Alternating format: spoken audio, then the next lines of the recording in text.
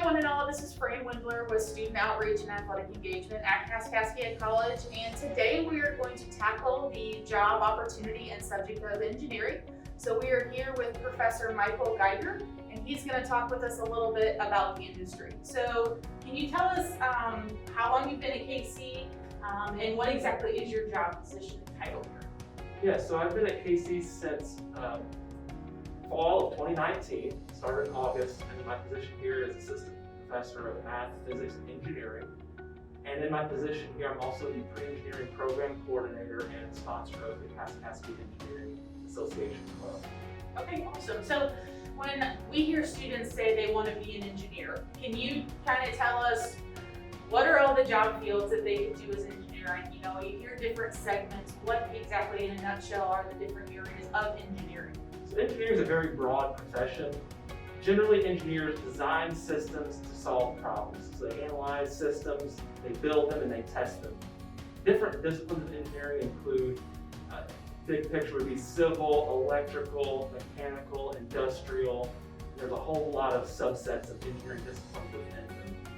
So for instance, a mechanical engineer might design and test mechanical systems such as heating and cooling systems, or designing internal combustion engines for elevators, escalators, things indoors, anything that has a mechanical component to it.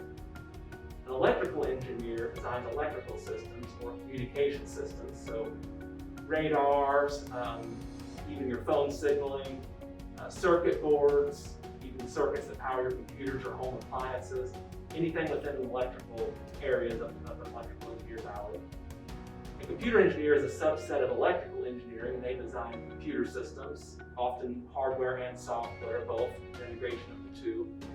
And computer systems are all around us, of course. In your cars, you have computer, in your home appliances, your cell phones, and your desktop computers. Industrial engineers integrate processes to optimize processes like assembly lines, making them run more efficient. Anything that involves people, processes, and machinery, trying to get the most efficient flow of communication and optimizing those processes. So do engineers work independently, or do they have to work in groups many times? Both. So you need to be both a team player and an independent worker, because oftentimes in the engineering field, you're going to be a part of a bigger team that's working on some kind of big system. And usually these systems are complicated enough where they're segmented and people have specialized skills in certain areas of the technology. So you'll have team tag-up meetings where you've got to discuss what you're working on your part in order to make the whole system work together, but day to day you do spend a lot of time independently working on your particular component of the system as well. Okay, so those are the personality traits. So academically, where do those strengths, what would be helpful for someone to have academically as a strength to go into engineering? Yep, so academically, generally, most people going into engineering obtain a 4-year bachelor's degree at some kind of accredited school. The strengths that they need are strong math, strong background in science as well, because engineering is a problem-solving field, a technical field. So science and math are what drives the technical side of the field. So even starting at the high school level, I recommend people start taking a lot of math, a lot of science classes, in order to set you up to be able to take on an engineering curriculum. As I said, there are a lot of subfields within engineering. So you may major in civil or electrical or computer. But the first couple of years of engineering school are pretty similar as far as you take your basic math, your physics, and a couple of specialty courses in your area, and all those require heavy application of math and science. Okay, problem solving. Okay, that makes total sense.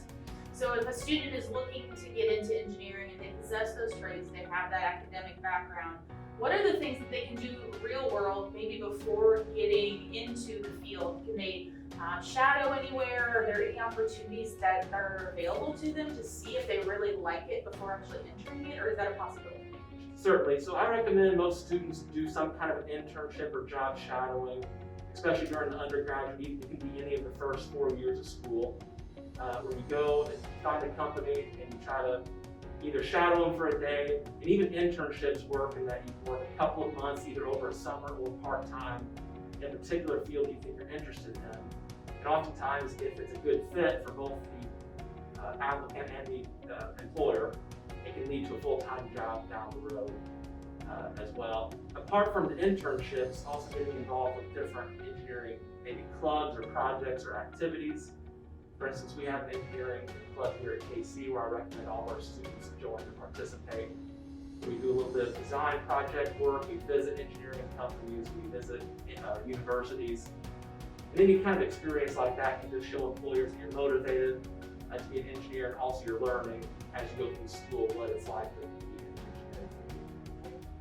So a lot of times students will ask me as the recruiter, what kind of are the hours that this job works? Is it 8 to 5 or 9 to 4 or whatever it may be?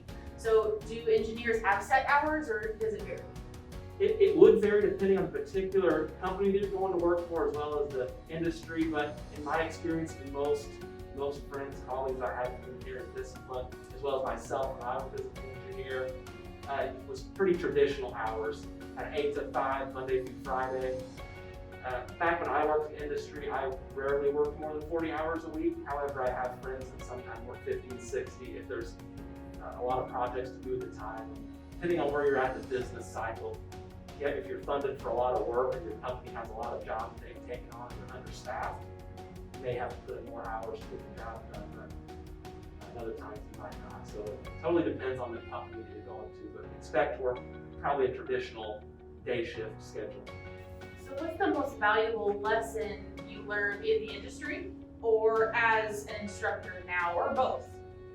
I would say the most valuable lesson I learned in the industry is that your learning is never finished. So you often think when you finish your schooling, you got what you need, you're ready to go be an engineer and not have to learn a whole bunch more, but that's not the case at all.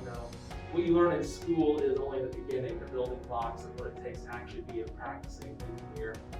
The systems that you design out in the field are much more complicated than any system that you design in a classroom setting. I would say never to be afraid to ask for help and always continue your learning, keep up with the technology, because engineering is a changing field.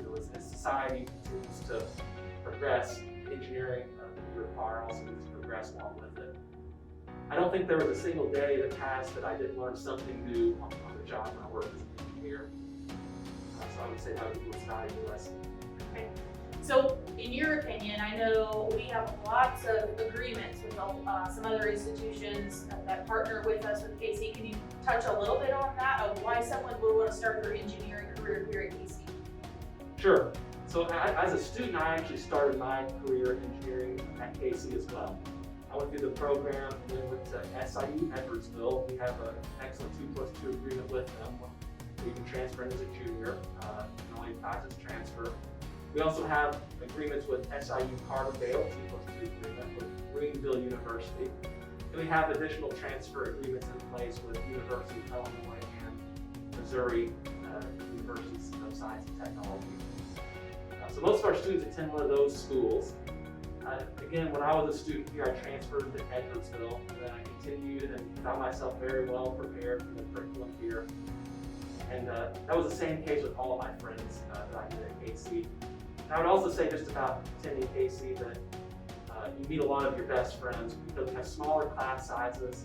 I met a lot of my best friends through this program and continue to talk to them today. And they were all successful in their industry. And that's kind of what led me to leave the engineering industry and come back to KC to lead the program. Is that I really believe in this program, what it could do for me and for hopefully a lot of other students to go through as well. Well, thank you, Professor Geiger, for all of the helpful information you've shared today with us, and we sure do appreciate you sitting down with us and sharing with everybody else. Yeah, I appreciate the time of the interview today, and just say that if anyone has any questions on engineering in general, please get a hold of me, and I'd be glad to discuss engineering opportunities with you here at KC and in industry. Perfect, thanks so much. Thank you.